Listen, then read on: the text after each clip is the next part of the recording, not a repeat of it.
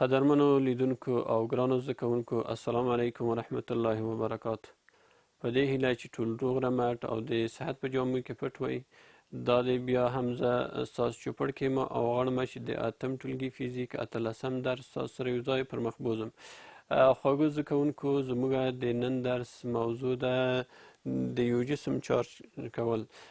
چې تاسو کولی شئ دغه درس په خپلو کتابونو کې په یو 50مه پاڼه کې زما سره یو ځای تعقیب کړئ. ګرانو زده کوونکو په تیر درس کې مو که په یاد وي د برېښنایي چارجو په هکله مو خبرې کړې وې چې برېښنایي چارج څه ته ویل کېږي او کوم وخت جسمونه چارجیږي.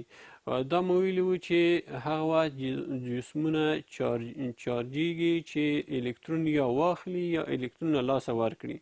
یعنی د الکترون راکړه ورکړې په پایله کې ویلی شو چې موږ ووایو چې جسم چارج لرونکی شوی دی.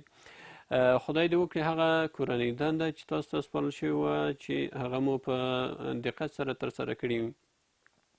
په دې هیله چې د درس تر پایه پورې زما سره مل واوسئ او په دغه څه باندې چې زموږ موخه ده چې د ساکنې د برېښنا په مفهوم باندې باید تاسو پوه شئ، باید دې پایلې ته په ګډه ورسیږو. خواږه زده کوونکو د یو جسم چارجول دا څنګه کولی شو چې موږ یو جسم چارجداره کړو یا د یو جسم د تماس په وسیله سره یا د دوه جسمونه کله چې یو د بل سره تماس ونیسي چارجداره کېږي، یا همدارنګه که موږ وغواړو چې د جسم چارج لرل موږ وښیو، هغه فعالیت چې د کتاب په یو 50مه پاڼه کې راغلی دی هغه باید یو ځای ترسره کړو تر څو په دې موضوع باندې ښه پوه شو. راځو ګرانو زده کوونکو، که چیرته موږ یوه پلاستیکي میله ولرو، په دغه فعالیت کې دوه ډوله میلې ښودل شوي دي چې یو پلاستیکي میله ده، تاسو وینئ چې دا پلاستیکي میله ده، او همدارنګه وړین ټوکر دی. کله چې دا دواړه یو د بل سره تماس وکړي، یو د بل سره وموښو، په پایله کې دغه میله کولی شي چې چارجداره شي او د کاغذ وړې وړې ټوټې چې د میز په سر باندې تاسو وینئ هغه باید جذب کړي. او همدارنګه ګرانو او خوږو زده کوونکو دغه میله ښیښه‌یي میله ده. ښیښه‌یي میله باید د وریښمین ټوکر سره په تماس کې شي تر څو چې هغه د جذب خاصیت پیدا کړی شي، یعنی د الکترون راکړه یا ورکړه د دې باعث کېږي چې دغه میله وکولی شي چې یو جسم یو د کاغذ وړې ټوټې ځان ته راکاږي. راځو د دې لپاره چې په موضوع باندې ښه پوه شو، د کتاب دغه فعالیت چې راغلی دی دا ترسره کوو. باید پلاستیکي میله له وړین ټوکر سره په تماس کې کړو تر څو چې د جسم جذب راته وښیي. تاسو ګورئ دا فعالیت ترسره کوو.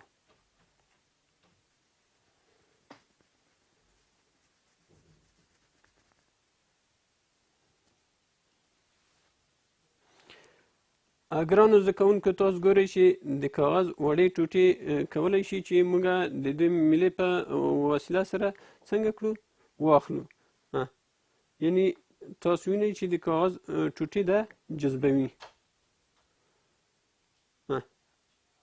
همدارنګه که چیرته دې ته ادامه ورکړو تاسو به ووینئ چې د الکتروسکوپ ټکلی هم څنګه کوي، حرکت کوي. یعنی که مونږ دا میله د وړین ټوکر سره په تماس کې کړو، له هغې سره وموښو او تاسو به ووینئ چې د الکتروسکوپ ستنه هم حرکت کوي او هغه څنګه کې چارجداره کېږي، الکتروسکوپ هم چارجداره کېږي. تاسو وینئ ګرانو زده کوونکو چې په دې ډول باندې دغه زموږ فعالیت ترسره شو. خواږه زده کوونکو، د دې لپاره چې تاسو له درس څخه ګټه اخیستې وي او وکولی شئ چې په دې موضوع باندې تاسو ښه حاکم واوسئ او په درس باندې پوه شئ، دغه فعالیت چې د کتاب په یو 50مه پاڼه کې راغلی دی دا هم ستاسو کورنۍ دنده چې تاسو به یې په خپلو کورونو کې هم ترسره کوئ.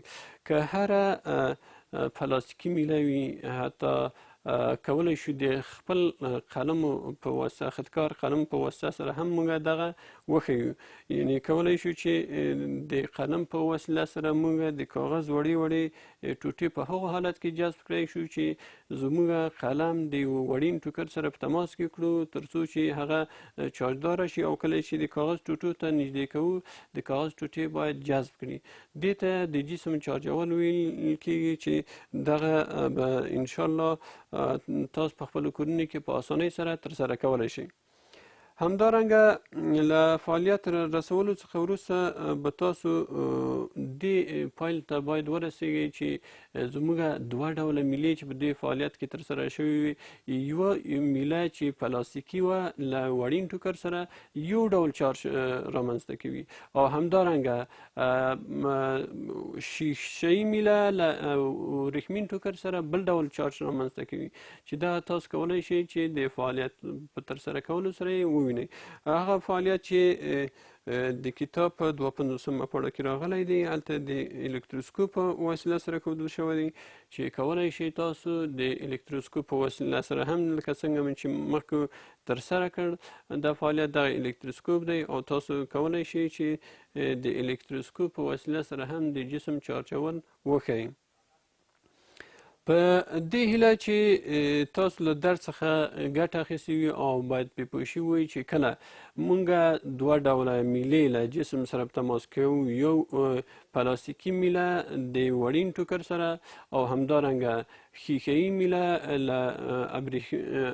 له ورېښمین ټوکر سره چې کله په تماس کې شي میلې چارجداره کېږي، او میلې د کاغذ د وړو ټوټو د جذبولو خاصیت ځانته غوره کوي. دې ته د جسمونو چارجول وایي د تماس په ډول باندې. انشاءالله په وروستیو درسونو کې به په دې موضوع باندې لا روښنایي واچول شي، او خدای دې وکړي چې په درس باندې تاسو ښه پوه وئ او په درس څخه مو ګټه اخیستې وي.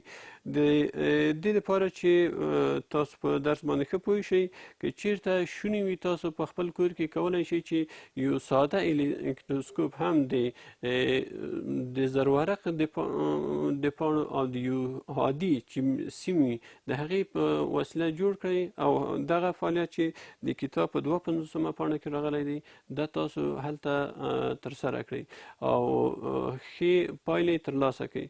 خدای دې وکړي چې په درس باندې پوه شوي وئ، او هغه څه چې ضرور دي په دې درس کې هغه څخه مو باید ګټه اخیستې وي.